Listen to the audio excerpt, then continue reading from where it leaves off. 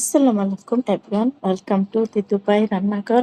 আজকে আমি ঈদের জন্য স্পেশাল চাইনিজ স্টাইলের একটা গরু গোশ রান্না দেখাবো। আপনারা একটু মনোযোগ সহ দেখবেন। আমি কত তাড়াতাড়ি মশলা ছাড়া সুন্দর করে গোশটা রান্না করতে পারি, ঠিক আমার মতো এরকম রান্না করে ঈদের দিন খেতে পারবেন। যে কোনো মুহূর্তে মেহমান আসলে মশলা না থাকলেও সুন্দর করে খাবারটা রান্না করতে পারবেন। এখন আমি তেলের মধ্যে লং, এলাচ, দারচিনির তেজপাতা দিয়ে দিলাম, লবঙ্গ, তারপর মিষ্টি জিরা, জিরা, পেঁয়াজ কুচি, রসুন, আদা কুচি। আদা আমি ফালি করে নিচ্ছি, এগুলি আদাগুলি তেলের মধ্যে ভেজে নিলে যখন খাবার খাবেন কামড়ে আসলে মনে হয় যে আচারের একটা অংশ, খুবই টেস্ট লাগে। তো আমি এইগুলি একটু ভেজে নিতেছি। এখন আমি একটু কারি পাতা দিয়ে দিলাম। আমার ছাদে একটা ছোট্ট কারি পাতা গাছ হয়েছে, আমি নার্সারি থেকে নিয়ে আসছি। তো আমি কিছু পাতা নিয়ে আসলাম, ওটা দিয়ে দিলাম।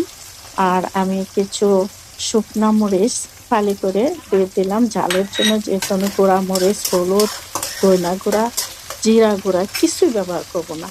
একবারে চাইনিজরা যেভাবে রান্না করে ঠিক এভাবে। টমেটো কুচি দিয়ে দিলাম, একটু ডেকে ভেজে নেব। এখন আমি গোশগুলি দিয়ে দিব।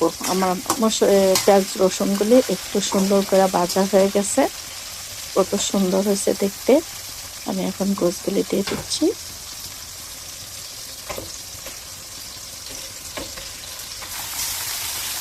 একবার হলো এই রান্নাটা করে খাবেন। আমার তো ছেলেমেয়েরা যখন এই রান্নাটা আমি করি, চুলা থেকে আমি নামাইতেও পারি না, আমি কোনো ডিশে বা বাটিতে পরিবেশন করতে পারি না। তারা এতটাই পাগল হয়ে যায় যে কখন রান্নাটা আমি শেষ করে টেবিলে নিয়ে আসবো। একটু লবণ দিয়ে দিলাম। এখন একটু নেড়ে চেড়ে আমি একটু কষিয়ে নেব। একটা কষানো হলো, একটু আমার একটা কষানো হয়ে গেল। বেশি সময় লাগে না। গোশগুলি আমি ছোট ছোট বিরিয়ানি বা তেহারির শেপ দিয়ে কেটে নিয়ে নিছি। এক মগ পানি দিয়ে দিলাম। এই পানি থেকে আমার রান্নাটা শেষ হয়ে যাবে, 2টা কষানির মধ্যে আমার রান্না শেষ হয়ে যাবে। তো আমার রান্নাটা হয়ে গেল।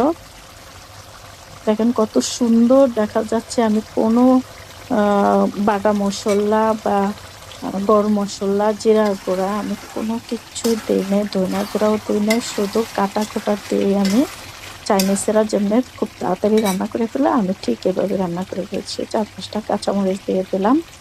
তো আমার তরকারিটা হয়ে গেল। কত তাড়াতাড়ি শর্টকাট তরকারি হয়ে গেল। ঈদের দিন আপনারা এইভাবে রান্না করে খাবেন।